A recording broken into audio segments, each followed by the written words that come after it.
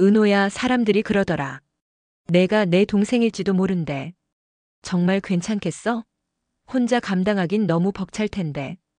괜찮지 않아도 해야 돼요. 더 이상 누구도 다치게 둘 순 없어요. 그럼 이것만 기억해.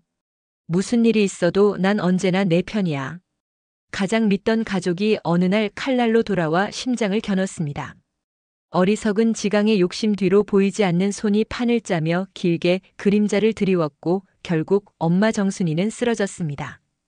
은호는 모든 걸 내던질 각오를 다졌고 단 한 사람 성재만이 기만으로 얼룩진 진실의 틈을 먼저 보았습니다. 화려한 날들 지금 시작합니다. 구독과 좋아요 잊지 않으셨죠? 고요한 밤 가운재단 이사장실. 두꺼운 유리창 너머로 서울의 불빛이 액자처럼 걸려 있었지만 고성희의 시선은 통화 중인 휴대폰 액정에 차갑게 고정돼 있었습니다. 보고 드립니다. 어제부로 지은호가 이지혁과 맘대로집 공동대표 계약을 체결했습니다. 성희는 와인잔의 붉은 결을 비스듬히 기울이며 체스판의 말을 새듯 짧게 결론을 옮겼습니다. 변수가 하나 늘었군. 혼자 두면 스스로 무너질 줄 알았는데 귀찮아졌어. 그녀는 창밖 야경을 훑고 결심을 앞당겼습니다. 더 단단해지기 전에 뿌리부터 흔들어. 계획을 당겨.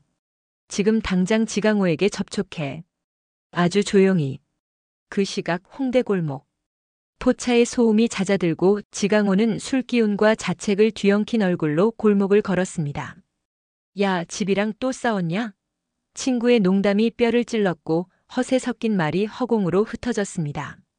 택시에 친구들이 사라지자 남은 건 얇아진 지갑과 허무뿐이었습니다. 그때 소리 없이 미끄러진 검은 세단이 멈췄습니다. 지강호 씨 맞죠?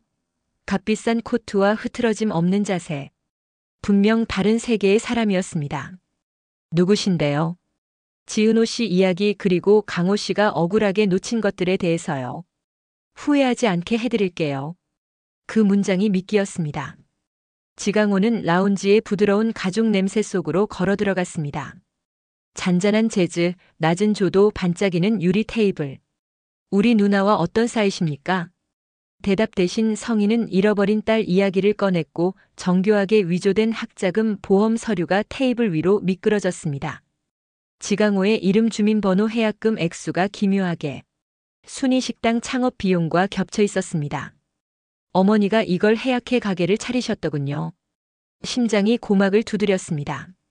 이게 진짜라면. 그 순간 두툼한 봉투가 밀려왔습니다. 정당한 몫입니다. 우선 급한 불부터 끄세요. 그리고 내일 빼앗긴 인생을 돌려달라고 말하세요. 종이의 촉감은 이성을 마비시켰고 비극은 그렇게 손잡이를 돌렸습니다. 다음 날 저녁 순이식당. 종이 쨍하게 울리고 지강호가 들이닥쳤습니다. 엄마, 이게 뭐야? 내 대학자금 누나 가게에 썼지? 위조 서류가 식탁 위에 쾅 내려앉았습니다. 손님들 계신데 무슨 소리니? 손님이 문제야? 내 인생이 도둑 맞았는데. 카운터에서 뛰쳐나온 은호는 활자보다 일그러진 동생의 표정에 먼저 숨이 막혔습니다. 그 돈 없어. 이 가게 내가 밤마다 모은 돈으로 세웠어. 거짓말. 말은 칼이 되어 같은 피를 찔렀고 문이 닫힐 때까지 소라는 가라앉지 않았습니다. 며칠의 행패 끝 금요일 저녁. 구석에 앉은 강호의 그림자가 더 짙어졌고 순이는 뜨거운 뚝배기 쟁반을 움켜쥔 채 흔들렸습니다. 쨍그랑 그릇이 깨지는 소리와 함께 순이가 무너졌습니다. 엄마. 아이 울음, 손님들의 탄성. 진단은 명료했습니다. 극심한 스트레스로 인한 심근 문제. 병원 복도 의자에 웅크린 은호의 두 손이 하얗게 질리도록 맞잡혀 있었습니다. 그 손 위로 성재의 손이 조심스레 포개졌습니다. 뭐라도 마시자. 너까지 쓰러진다. 따뜻한 율무차 두 잔을 들고 돌아오던 성재의 발걸음이 멈췄습니다. 은호 곁에 선 여인 고성희. 고급 코트, 익숙한 가방, 정교하게 다정한 표정. 은호야, 방금 그분 우리 어머니야. 어떻게 아는 사이야? 이 사장님이 잃어버린 딸이 있다고 했어요. 그래서 우리 엄마 일이 남일 같지 않다고. 성재의 눈빛이 어두워졌습니다. 그날 밤 그는 물러서지 않았습니다. 아버지 비서를 통해 과거를 뒤졌지만 고성희의 이력은 매끈하게 지워져 있었습니다. 막다른 골목에서 성재가 수소문 끝에 찾아낸 건 오래된 고시원 총무로 살아가는 노인이었습니다. 수십 년 전 민태우가 보증금을 채우지 못한 채 급히 방을 빼던 날 언젠가 찾아올 사람에게 전해달라며 맡기고 간 작은 종이 상자가 아직 서랍 맨 아래에 남아 있었습니다. 겉면에는 흐릿한 볼펜 글씨로 민은호라고 적혀 있었고 테이프엔 낡았지만 손글씨 라벨이 붙어 있었습니다. 방세는 못 받았지만 이건 버리면 안 될 것 같아서요.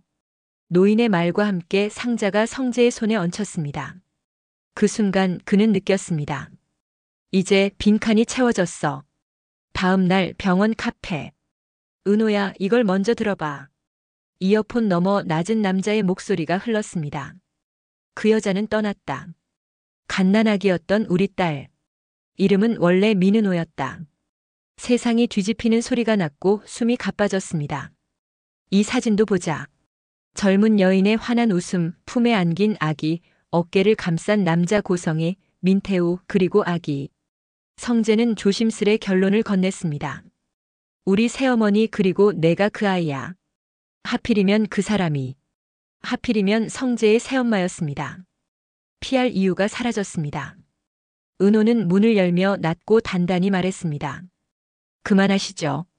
성희의 미소는 비늘처럼 갈라졌습니다. 고성혜 씨. 이제 이사장님은 아니었습니다. 동생을 어떻게 속였는지, 왜 절 버렸는지 전부 알아요. 성희가 얼버무리자 은호는 녹음기를 재생했습니다. 병실의 공기가 얼었습니다. 이어 흑백 사진을 내밀었습니다. 그럼 이 사진도 거짓입니까? 성희가 고성을 지르며 은호에게 다가서는 순간 복도에서 소란을 들은 간호사가 인터폰으로 보안 호출을 올렸습니다. 9층 12병동 환자 안전 문제로 보안 지원 요청합니다.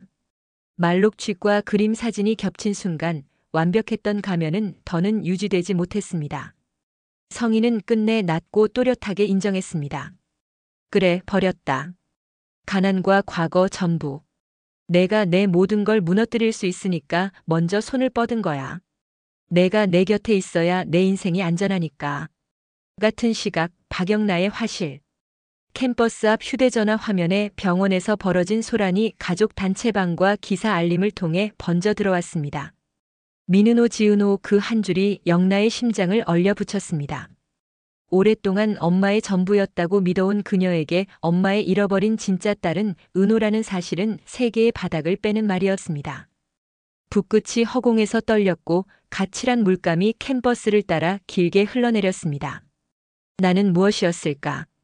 전시 준비 중 붙여둔 메모 항상 지켜보고 있습니다. 가 시야 어귀에서 번졌다 사라졌습니다. 엄마 맞지? 나 좀 봐줘.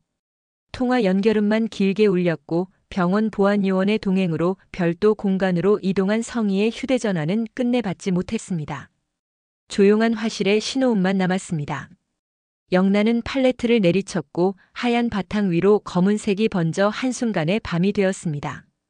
그 밤의 끝에서 그녀는 깨달았습니다. 자신이 지키려던 자리가 무너지고 있다는 것을. 그리고 그 무너짐이 곧 은호를 향한 감정으로 방향을 찾게 되리라는 것을. 잠시 뒤 병실. 당신이었어? 우리를 찢어놓은 게. 지강호는 벌떡 일어섰고 병원 보안요원이 도착해 상황을 정리한 뒤 성희를 병실 밖으로 이동 조치했습니다. 무거운 침묵이 내려앉고 침묵을 먼저 깬 건 지강호의 무릎이었습니다. 쿵 바닥을 찍고 흐느낌이 말을 삼켰습니다. 엄마, 누나 내가 바보였어. 진짜 가족이 뭔지도 몰랐어. 미안해. 순이의 떨리는 손이 공기를 더듬어 아들의 머리 위에 얹혔습니다. 괜찮다. 엄마가 다 괜찮다. 은호는 그 모습을 바라보았습니다. 가면은 부서지고 동생은 돌아왔습니다. 상처뿐인 승리였지만 눈물과 손길이 무너진 가족을 일으킬 씨앗이 된다는 것을 그녀는 알았습니다. 자동문이 칙하고 닫히고 복도가 잠잠해졌을 때 성재는 아무도 없는 비상계단으로 몸을 숨겼습니다. 차가운 철제 손잡이에 이마를 댄 채 묶어둔 넥타이를 느슨하게 풀었습니다. 내가 이 칼을 쥐었구나. 그가 들이민 증거는 은호를 지키기 위한 방패였지만 동시에 아버지의 집을 향한 칼날이기도 했습니다. 휴대전화 화면에 아버지 박진석 이름이 떴다가 통화 버튼 앞에서 엄지가 멈췄습니다. 가족의 이름은 지켜야 한다. 아버지의 말이 맴돌았습니다. 그러나 방금 전 무너진 것은 이름이 아니라 사람이었습니다. 은호야, 미안하다.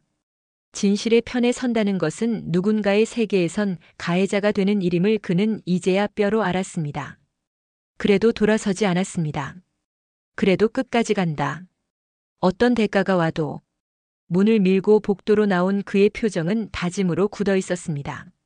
이 결심은 훗날 새벽 복도에서 어떤 진실을 마주하든 나는 내 편이야. 라는 한 줄로 응결될 것이었습니다. 밤이 가고 새벽 첫빛이 창틀을 넘어왔습니다. 은호는 눈물을 닦고 일어섰습니다. 이제부터 더 이상 누구도 다치게 두지 않겠습니다. 끝이 아니었습니다. 비로소 시작이었습니다. 복도 끝에서 성재가 다가와 낮게 속삭였습니다. 어떤 진실을 마주하든 나는 내 편이야. 새벽 공기처럼 차갑고 맑은 그 한마디가 흔들리던 등대를 다시 밝혔습니다. 잠시 후 맘대로 집 사무 공간에 불이 켜졌습니다. 첫 대형 프로젝트의 계약서가 책상 위에 놓여 있었고 전화기는 끊임없이 진동했습니다. 체스판의 말들은 다시 배치됐습니다. 그러나 한 가지는 분명했습니다. 그리고 다른 한편 박영나의 캠퍼스 위에 번져든 검은 밤은 아직 끝나지 않았습니다. 그녀의 절망은 곧 새로운 갈등의 불씨가 될 것입니다. 엔딩 다음 이야기가 궁금하시다면 구독과 좋아요, 그리고 알림 설정 부탁드립니다.